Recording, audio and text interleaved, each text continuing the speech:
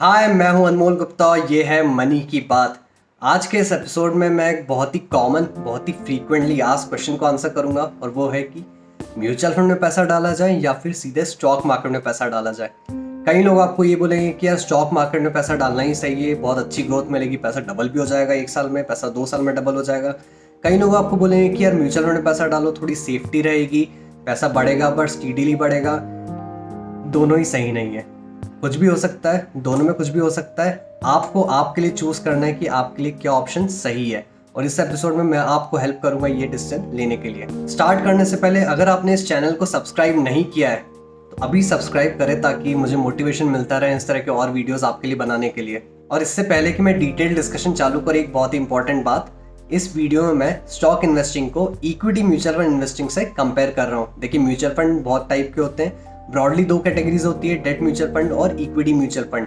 Date mutual fund वो होते हैं जो बॉन्ड्स में इन्वेस्ट करते हैं, इक्विटी म्यूचुअल फंड वो होते हैं जो स्टॉक्स में इन्वेस्ट करते हैं।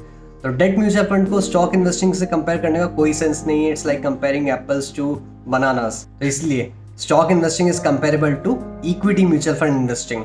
और एक और इम्पॉर्टेंट बात, दोनों stock investing as well as equity mutual fund investing both are meant for long term. कम से कम 7-8 साल के लिए आप पैसा इन्वेस्ट करते हैं, जब जाके वो पैसा ग्रो होना चालू होता है। अदरवाइज शॉर्ट टर्म में स्टॉक मार्केट में भी और इक्विटी म्यूचुअल फंड में भी बहुत ज़्यादा रिस्क होती है, दोनों फ्लक्चुएट करते हैं, क्योंकि अल्टीमेटली इक्विटी म्यूचुअल फंड का पैसा भी स्टॉक मार्केट में ही जाता है। तो जो फ्लक्चुएशन स्टॉक मार्केट में होते हैं वो फ्लक्चुएशंस इक्विटी म्यूचुअल फंड्स में भी होंगे। So given all these things, हम बाकी पैरामीटर्स पे स्टॉक इन्वेस्टिंग को इक्विटी म्यूचुअल फंड इन्वेस्टिंग से कंपेयर करेंगे और ये डिसाइड करेंगे कि आपके लिए क्या ज्यादा सेंस बनाता है। देखिए, आप कभी ना कभी किसी रेस्टोरेंट में तो गए होंगे, कोरोना के पहले एटलीस्ट आप किसी रेस्टोरेंट में गए होंगे। आपको रेस्टोरेंट में टिपिकली 2 ऑप्शंस मिलते हैं। एक तो होता है बुफे, जिसमें एक फिक्स प्राइस में आपको बहुत सारी डिशेस टेस्ट करने को मिलती है, और दूसरा होता है आप मेन्यू में से अपने पसंद की डिशेस पिक करके ऑर्डर कर सकते हैं, जिससे बोलते हैं अला कार्ट। तो म्यूचुअल फंड इन्वेस्टिंग बुफे की तरह है और स्टॉक इन्वेस्टिंग अला कार्ट की तरह है। और इसी बेसिस पर हम देखते हैं म्यूचुअल फंड इन्वेस्टिंग और स्टॉक इन्वेस्टिंग के बीच के 5 डिफरेंसेस को। तो जब आप किसी रेस्टोरेंट में बुफे के लिए जाते हैं, आप मेन्यू नहीं डिसाइड करते, राइट? रेस्टोरेंट खुद आपके लिए मेन्यू डिसाइड करके रखता है। आपको खाना है तो खाइए, वरना जाइए। आप ये रेस्टोरेंट को जाके ये नहीं बोल सकते कि आज मुझे चाइनीज प्लस इटालियन साथ में चाहिए बुफे में, राइट? उसी तरह से जब आप म्यूचुअल फंड में इन्वेस्ट करते हैं, आप नहीं डिसाइड करते कि कौन से स्टॉक्स में आपका पैसा इन्वेस्ट होगा। आपके म्यूचुअल फंड की स्कीम के फंड मैनेजर आपके लिए डिसाइड करते हैं कि कौन से स्टॉक्स में आपका पैसा जाके इन्वेस्ट होगा।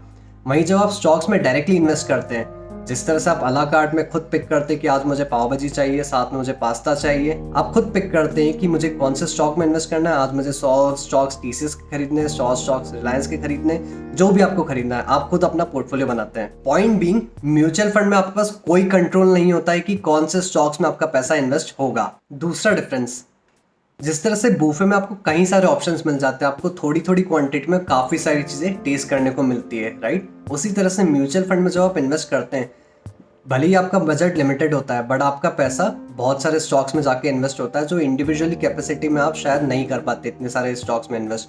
वहीं अला कार्ट में आप कुछ डिशेज ही ऑर्डर कर सकते हैं, आपका बजट लिमिटेड होगा, राइट? उसमें आप 2 से 3 डिशेज ऑर्डर कर पाएंगे।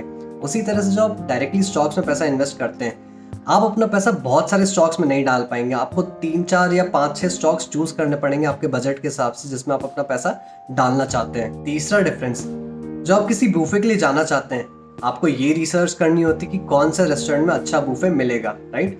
उसी तरह से जो आप म्यूचुअल फंड में इन्वेस्ट करना चाहते हैं, आपको ये रिसर्च करनी होती है कि कौन सा म्यूचुअल फंड आपके लिए अच्छा है, सिर्फ इतनी रिसर्च करनी होती है।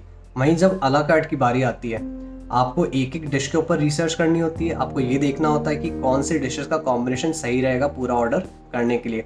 उसी तरह से जो आप स्टॉक्स में इन्वेस्ट करते हैं डायरेक्टली, आपको एक एक स्टॉक के ऊपर अच्छे से रिसर्च करनी होती है अपना इन्वेस्टमेंट पोर्टफोलियो बनाने के लिए। तो आपका रिसर्च में काफी टाइम जाता है when you invest directly in stocks. एक चौथा माइनर डिफरेंस ये होता है कि स्टॉक इन्वेस्टिंग के लिए आपको डीमैट अकाउंट चाहिए होता है। म्यूचुअल फंड में आप डीमैट अकाउंट के साथ या बिना डीमैट अकाउंट के भी इन्वेस्ट कर सकते हैं, बट ये कोई डिसाइडिंग फैक्टर नहीं है कि आपको स्टॉक में इन्वेस्ट करना चाहिए, म्यूचुअल फंड में इन्वेस्ट करना चाहिए। एक पांचवा और इंपॉर्टेंट डिफरेंस म्यूचुअल फंड और स्टॉक इन्वेस्टिंग में वो ये है कि म्यूचुअल फंड में एक एक्सपेंस रेशियो होता है, क्योंकि आपका पैसा कोई और मैनेज कर रहा होता है प्रोफेशनली, आपके लिए कोई और रिसर्च कर रहा होता है, आपके लिए कोई और डिसाइड कर रहा होता है कि कौन से स्टॉक्स आपके पोर्टफोलियो में होते हैं।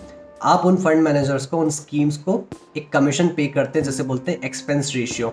वहीं जब आप डायरेक्टली खुद से स्टॉक्स में इन्वेस्ट करते हैं, आप किसी और को कोई फीस पे नहीं करते आपका फंड मैनेज करने के लिए, आपका पैसा मैनेज करने के लिए। This is going to be one of the important factors when you decide कि आपको म्यूचुअल फंड में इन्वेस्ट करना है या फिर डायरेक्टली स्टॉक्स में इन्वेस्ट करना है। So having discussed all these differences, mutual fund में इन्वेस्ट करना तब सेंस बनाता है जब आपके पास लिमिटेड बजट होता है और आपके पास टाइम भी नहीं होता है कि आप एक एक स्टॉक पे रिसर्च करके अपना खुद का पोर्टफोलियो बना सकें।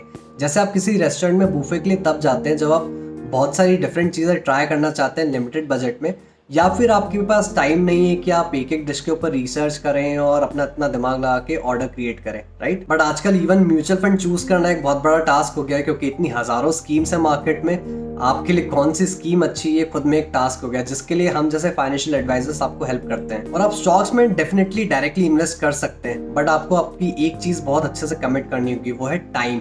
आपको रिसर्च बहुत अच्छे से करनी होगी कि आपको कौन कौन से स्टॉक्स में इन्वेस्ट करना है, क्योंकि आपके पास एक लिमिटेड बजट होगा। जिस तरह से म्यूचुअल फंड एक बहुत बड़ा पोर्टफोलियो बना सकता है, तरह तरह के डेरिवेटिव्स और ऑप्शंस खरीद के पोर्टफोलियो को हेज भी कर सकता है, रिस्क को कवर कर सकता है। आपके पास बहुत सारे ऑप्शंस नहीं होंगे एक लिमिटेड बजट में। तो you have to be very sure about the stocks that you are investing in. आपको अपनी खुद की स्ट्रेटेजीज बनानी होगी, आपको डिसाइड करना होगा कि कब मार्केट के अंदर जाना है, कब मार्केट से बाहर आना है, कौन सा स्टॉक कब खरीदना है, कौन सा स्टॉक कब बेचना है। अगर आप ये रिसर्च बहुत अच्छे से कर सकते हैं अपना टाइम डाल के, then nothing better than that. आपका पैसा फुली आपके कंट्रोल में होगा, आपको किसी और को कोई फीस देने की जरूरत नहीं, but this requires a lot of time commitment and research acumen. But अगर आप ये सब नहीं कर सकते, then you are better off giving your money to mutual funds. एक और केस ये हो सकता है कि आपको किसी पर्टिकुलर सेक्टर या पर्टिकुलर इंडस्ट्री का बहुत अच्छा नॉलेज है। आपको सारी इंडस्ट्री का नॉलेज नहीं हो सकता, आप टेलीकॉम सेक्टर में जैसे काम कर रहे हैं या फिर आप टेक्नोलॉजी सेक्टर में काम कर रहे हैं अगर, तो आपको उन इंडस्ट्री का बहुत अच्छे से नॉलेज है, राइट। और आपको पता है कि इनमें कुछ 4-5 कंपनीज है, इनका स्टॉक अगर मैंने खरीदा तो ये डेफिनेटली ऊपर जाएगा कि ये कंपनीज इस सेक्टर में बहुत अच्छे से काम कर रही है। तो उन सेक्टर के कुछ स्टॉक आप खरीद सकते हैं आपकी अपनी रिसर्च के हिसाब से। और जिन सेक्टर्स का आपको नॉलेज नहीं है, उन सेक्टर्स के लिए आप म्यूचुअल फंड के लिए ऑप्ट कर सकते हैं। So this can be a hybrid model of investing, क्योंकि नेचुरली हर किसी को सारे सेक्टर्स का नॉलेज तो नहीं होगा, राइट। फाइनेंस में एक और कॉन्सेप्ट चलता है, वो होता है डाइवर्सिफिकेशन। मतलब आप अपना पैसा थोड़ा थोड़ा काफी जगह लगा के रखें ताकि एक चीज अगर नीचे जाए तो दूसरी ऊपर आ जाए। बट डाइवर्सिफिकेशन भी दिमाग लगा के करना होता है, राइट।